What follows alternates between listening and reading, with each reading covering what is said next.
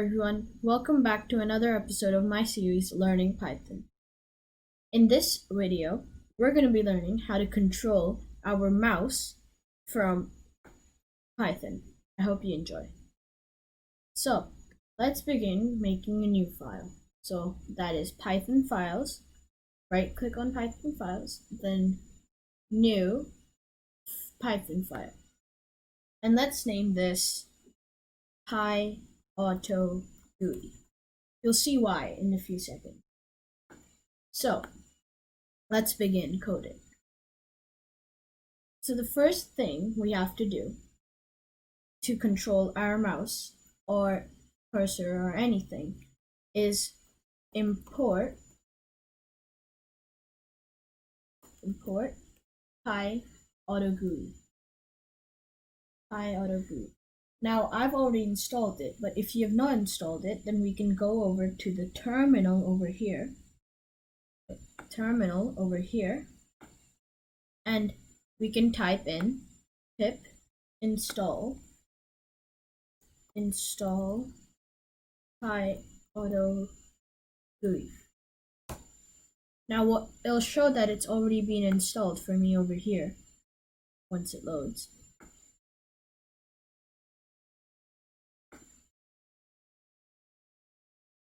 So it's gonna install PyAutoGUI. So now we've imported PyAutoGUI, we can start implementing it. So the first thing we should usually do is run PyAutoGUI.size. And what this does is that it'll return the length of your display, the resolution of your display. Right now we'll return nothing because we haven't printed it. So you type print PyAutoGUI.size. Now what this would give us is the resolution of my display, which is 3000 by 2000. That's for my main display. For this is 1980 by 1080 for this one. So now let's just remove this line because we don't need it, and let's start controlling our cursor.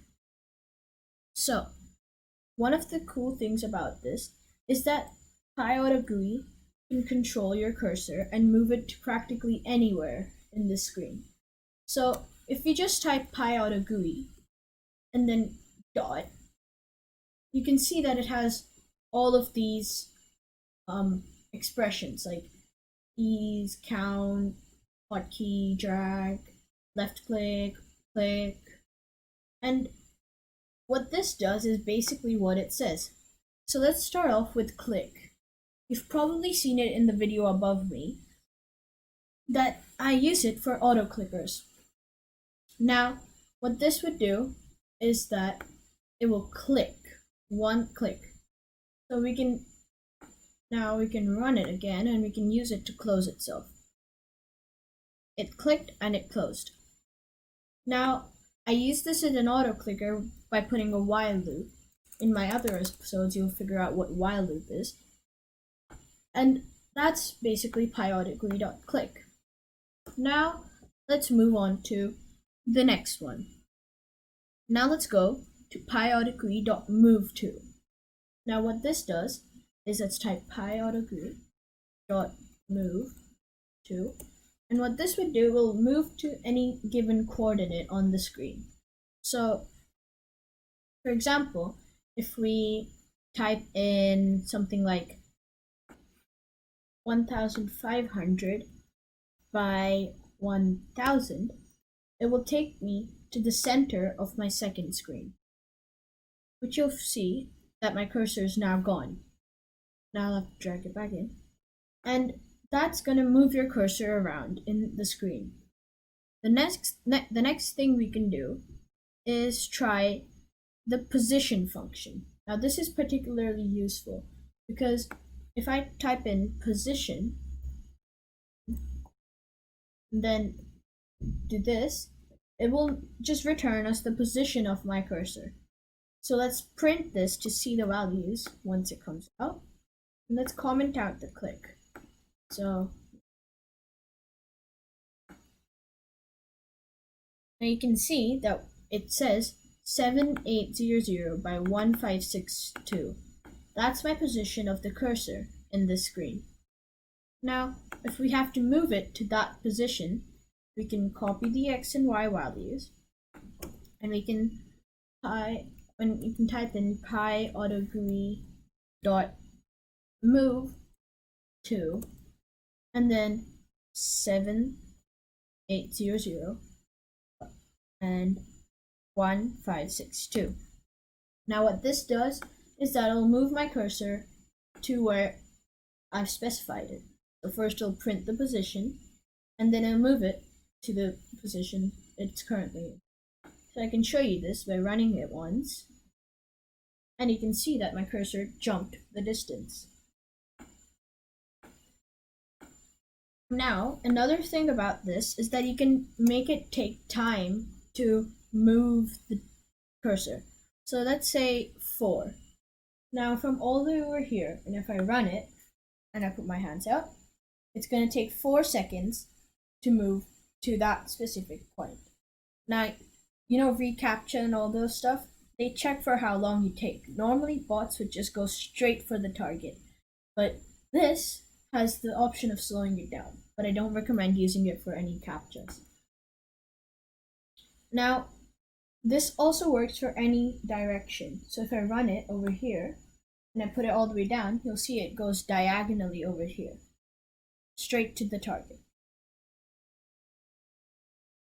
And that's PyAutoGUI Move 2. Now, let's try PyAutoGUI.scroll. So, what this would do is that it'll scroll through the list of any, it'll scroll down for anything. So let's set up a quick thing over here. Let's type in while, no, let's just type print, scroll, no, and then bracket, quotes, and let's type in times 100 in the command line. Now let's print that quickly. Oh no. Now, as you can see, it's just printed this way. So that's not really going to help. So let's add a \n to make a new line every time it prints. And you can see that it's trying to get my cursor over here because that line is acting now. Now, let's just scroll all the way up to this.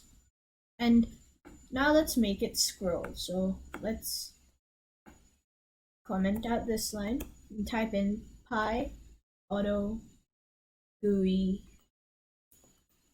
dot scroll. Oh no, PyAutoGUI dot scroll.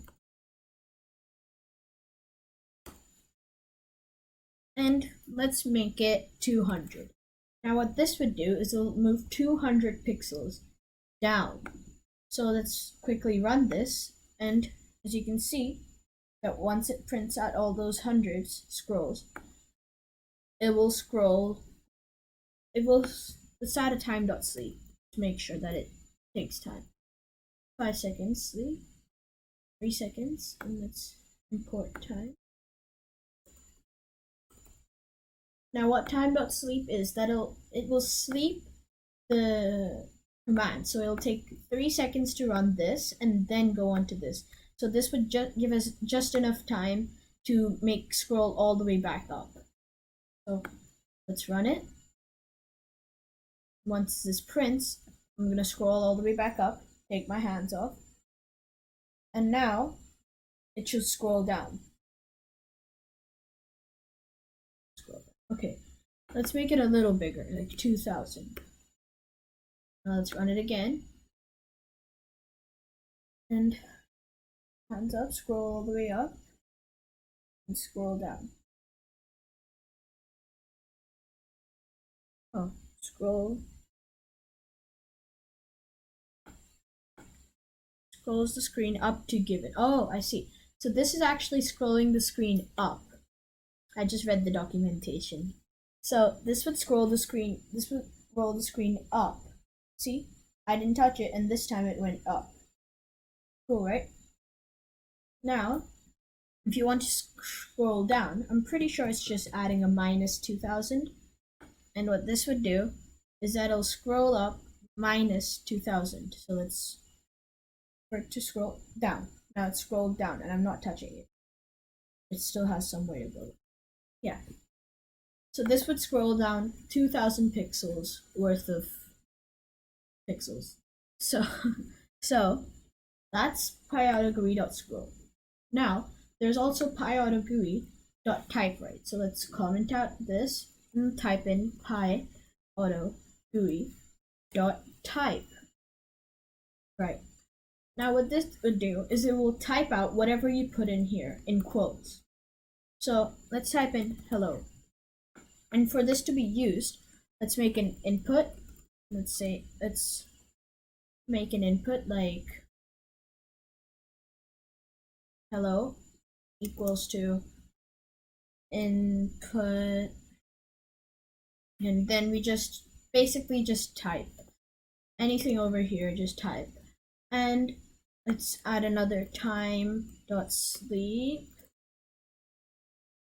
5 4 3 seconds. Let's say let's remove this time dot sleep because we don't need it anymore.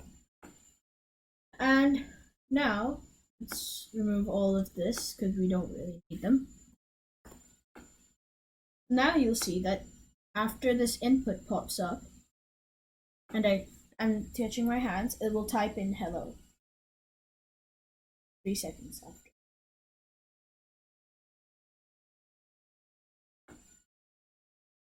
Uh, 3 seconds. Typewrite hello.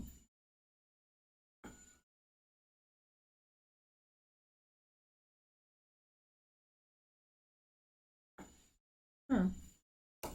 Oh, I see.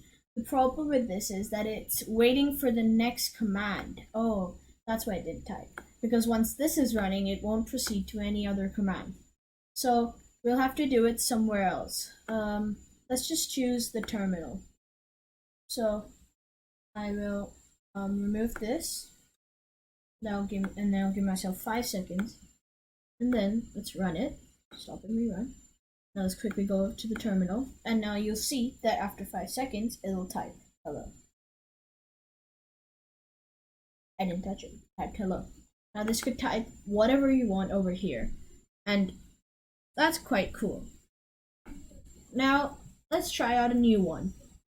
Let's remove this, and let's try something like hotkeys. So PyAutoGUI.hotkey is used for typing in any hotkeys you like. So for example, we can type in control, comma, A. Now what this would do is it'll select everything. So I'm gonna control A over here, and you can see that it types up this weird thing in the terminal. Now if that appears, we know that it's working. And this is just the command control A. We can also try it at more commands like clear buffer, which is control L, which would clear the buffer. But let's run it again. Let's quickly terminal, and then I'm gonna leave. After 5 seconds, it should be able to type.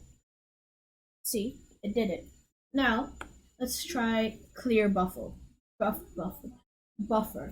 That's control L, and what this would do is that it'll clear all these lines. So I'm gonna remove my hands. After 5 seconds, the lines should be gone. Oh no, it just does the and L. Whatever. So let's try it in the run, in the select all. Yeah, run works on the select all, run works on the run. So let's run it again, and let's just leave it here. Now it should select all the lines.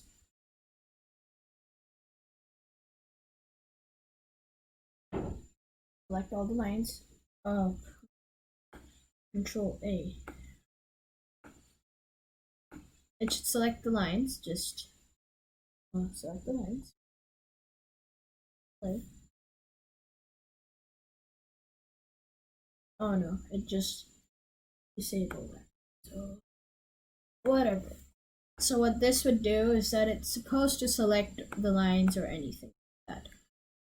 You get the point. It's just basically having a hotkey. So what I've done over here is that I've made double shift to be the search bar for me. So I press shift and it'll give me a search bar like this. You might not be able to see it. No point. So let's just make it open a file. So let's assign this. Now I've assigned clear all to be control comma. So let's just quickly clear all something. So control comma. Why did it go? Oh wait, why didn't I try this? Control A would select everything over here. It's just glitching out, but you get the point. Control plus A would select do whatever the hotkey is. It's just my PyCharm that's glitching out. Now, there's a detailed article about this, which I will link in the description below. I hope you enjoyed my videos, and see you next time.